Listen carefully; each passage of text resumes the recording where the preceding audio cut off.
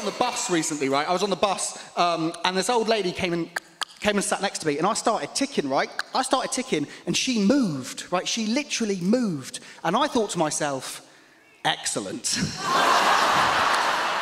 Another victim, right? I'm so excited, right? Because I'm still ticking, but I got off the bus before her, right? Which meant so many things for me. I'm still ticking. I walked past her on the way out, still ticking. I get to her and I go, whoa, she jumped out of her skin.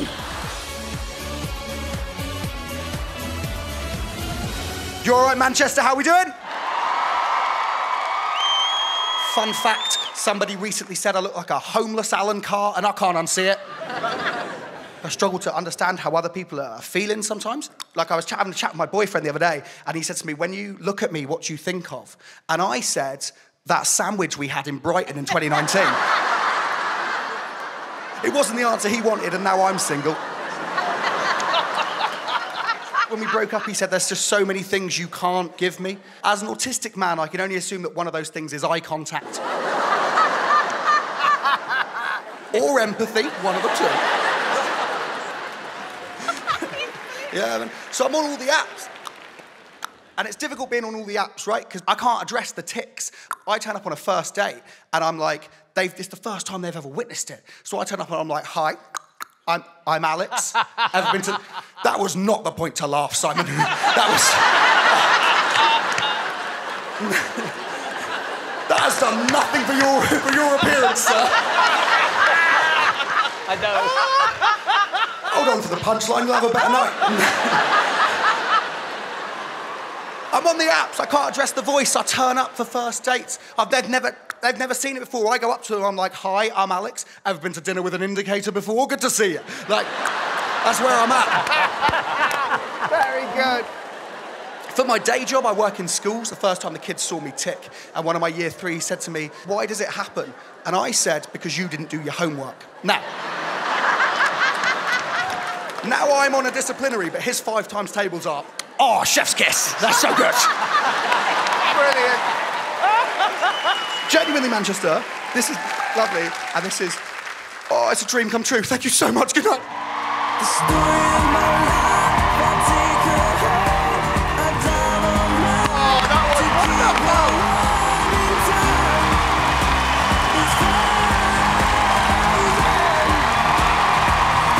Look at what it means to us.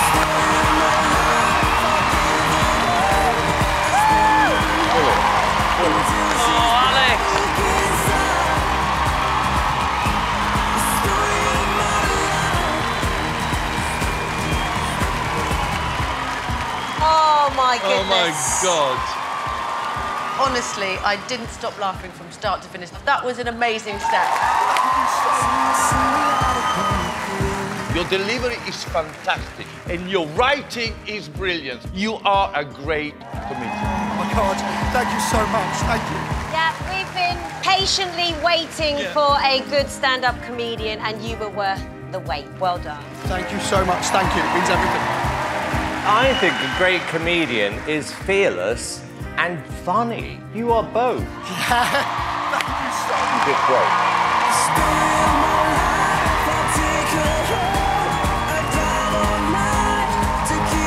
Brilliant. Get in. We're gonna vote. Yes for me. Thank you, thank you. Saying yes. It's a yes from me. Thank you. That makes it 4 yeses. Alex, I think we should phone your mum and dad now and tell them where you are. Right, okay. Down here. Excellent. Right, what are their names? Becky and Gordon. Is that loudspeaker? Hello? Becky? Yep. I want to speak to you about your son. As you know, he's had a stag do tonight. His behaviour has been absolutely appalling. I am so sorry. Yes, that's from his father's side.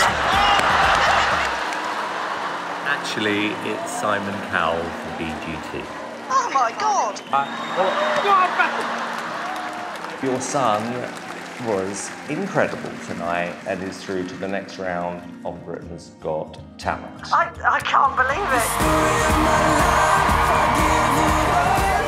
Oh, how fabulous. I am so pleased and so proud. I want to give you the biggest hug ever. I love you so much, thank you.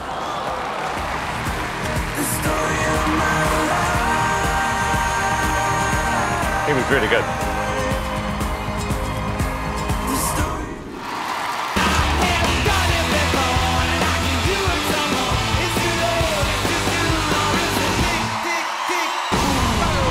London, how are you? Yes! Oh, did I just walk out to Tick Tick Boom? Bit insensitive, isn't it? I hope whoever picked that's getting fired. Although, to be fair, it's probably you, Simon. We all know how funny you think my disability is. It's a pleasure to be back. Thank you so much for having me.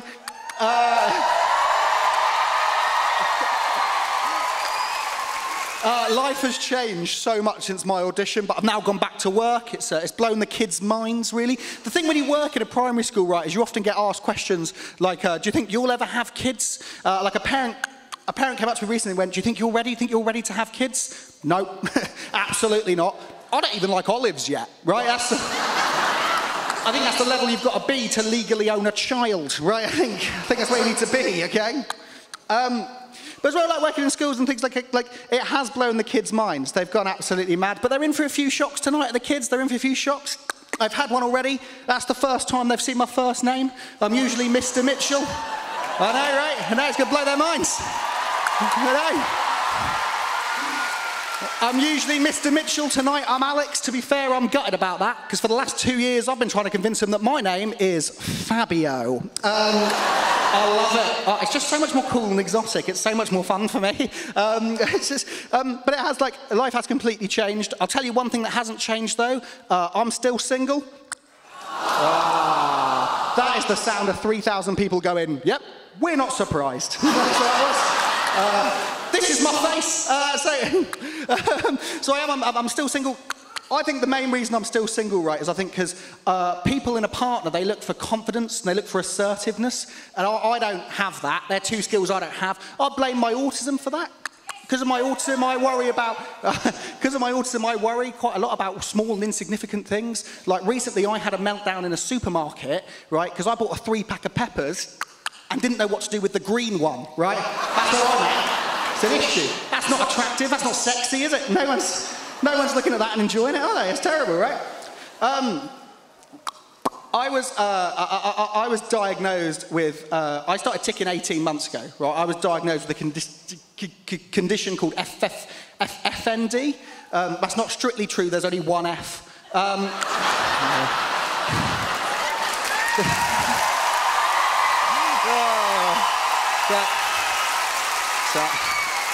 Laugh at the disabled man, I'm taking your tax money, it's cool. And I am full up on it, let me tell you.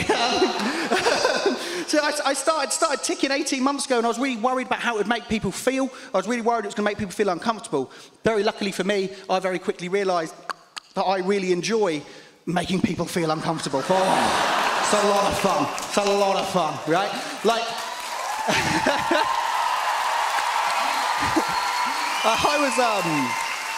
I was on the bus recently, right? I was on the bus, and this old lady came and sat next to me, and I started ticking, right? I started ticking, and she moved, right? She literally moved. And I thought to myself, excellent. Another victim, right? I'm so excited, right? Because I'm still ticking, but I got off the bus before her, right? Which meant so many things for me. I'm still ticking. I walked past her on the way out, still ticking. I get to her and I go, whoa, she jumped out of her skin. Best I've ever felt, London. Best I've ever felt. Best I've ever felt. Loved it. Loved every second. Off the back of my audition, I got asked to do a magazine where they described me as one of Yorkshire's most inspiring people, right? And, oh, thank you so much, thank you. That means a lot. I did. I got asked to do this magazine, and generally, one of Yorkshire's most inspiring people, and I thought to myself, wow, we have a lack of inspiring people in this county, right? If this guy's top of the list, what the hell is everyone else doing? It's dreadful, isn't it, really? But as part of also, like, them saying that I'm one of the most inspiring people from Yorkshire suggests that they think I'm one of the biggest things to come out of Yorkshire, right? It's me and the Yorkshire pudding, right? Yeah. The Yorkshire pudding, or as he's otherwise known, Jeremy Clarkson, right? Yes. Oh, there's some fans in. I wasn't expecting that. But like, as part of this interview, they asked me what was the hardest part of my diagnosis, right? And I said it was probably the time a doctor said to me, "Hey," he didn't say that. That'd be weird, wouldn't it? No. That can't be the funniest bit. It wasn't even planned. That'd be awful though, wouldn't it? What's he trying to do? Speak my language? I'm confused. No, my GP, he said to me, you might benefit from learning sign language, right? And that was obviously really hard to take. I didn't know if I'd be able to do this anymore or anything like that. I didn't know if I'd be able to teach. I was really worried about it. But I got to it. I learned some signs. I want to show you some of those now. So, first sign I learned help me. It's quite a nice one. After that, I learned hungry. Let's be honest, I'm using that one a lot. And then I started this show, and I wanted to learn something that I could use on this show, right? So I've got Ant McPartlin.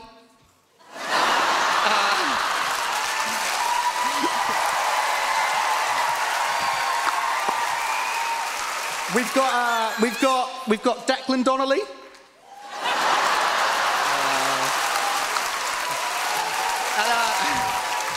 For me, really, the last 2 years of this show couldn't have been the last two years of this show without Bruno. It couldn't have been. So this is my sign. Bruno! So this is my sign for Bruno Tonioli. Sensational! Hammersmith, I have to leave you with this. If me being here tonight proves anything, if you have ever felt slightly written off, slightly like you don't fit, like the world doesn't have a place for you, tonight, you are here, you are seen, and you are valid. I have been Alex Mitchell. Love will always win. Thank you so much. Good night.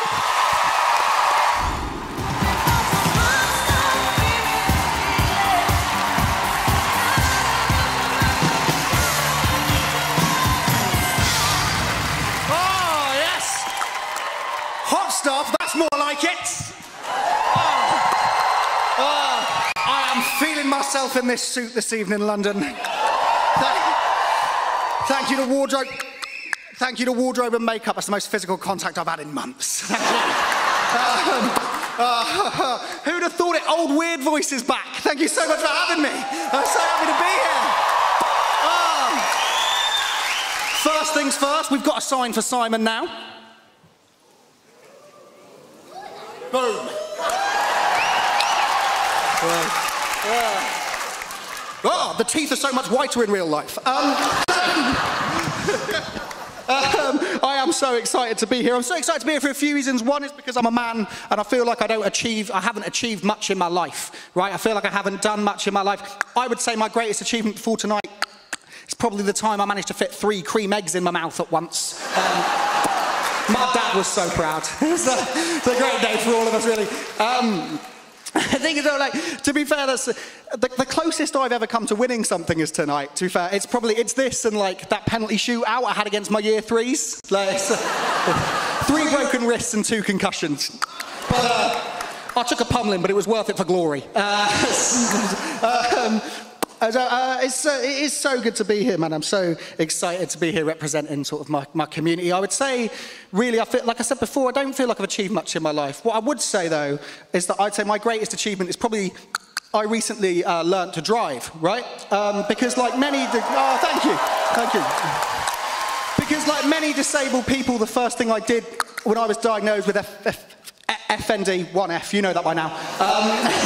When I was diagnosed with it, was like many disabled people, I Googled the things I'm not supposed to be able to do, right? And top of the list for me was drive, right? And it is a huge achievement, right? But while it's a massive achievement, it is, quite frankly, immoral, right? I am not a good driver. It's great news for me, terrible news for all other road users, right? It is, right? Yeah, I'm not a great driver. No one's ever said I'm a bad driver, but then I leave no witnesses, right? That's me. That's me. Friday night was amazing, by the way. That my semi-final, like, I have not had a reaction like that. Thank you so much. Friday night was amazing. I've not had a reaction like that since, like, all those people standing on their feet, all those people laughing. I've not had a reaction like that since I accidentally shouted "hey" in the school nativity. The donkey had a heart attack, bless him, bless his soul, honestly.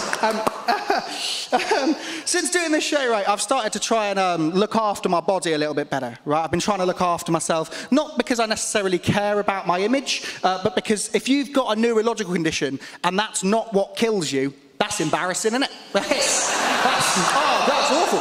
Imagine my funeral. Imagine my funeral, my poor parents, like someone walks up to them and they're like, oh, I'm so sorry, did the brain finally get him? And they're like, no, diabetes. How awful is that? It's dreadful, isn't it, really? Like my siblings are giving a speech, they're like, he died, how he... Everyone else is like, stop doing that. That's like, don't do that. He's barely cold. Don't do the clicking. That's weird. My siblings are giving a speech, and they're like, he died how he lived, donut in hand. You know, that kind of thing. I did ring my parents before I came out here tonight. I did ring them, and I had a lovely conversation with them. I said to them, and I wanted to give it to them. You know, this moment is really, they deserve it. So I rang them, but they're very busy people. They didn't pick up. I left them a message, and 2 minutes later, they text back with, thanks for the voicemail, but why was someone playing ping pong in the background? Like, I tell you what, it's a great rally, isn't it? It's been going on for almost 2 years.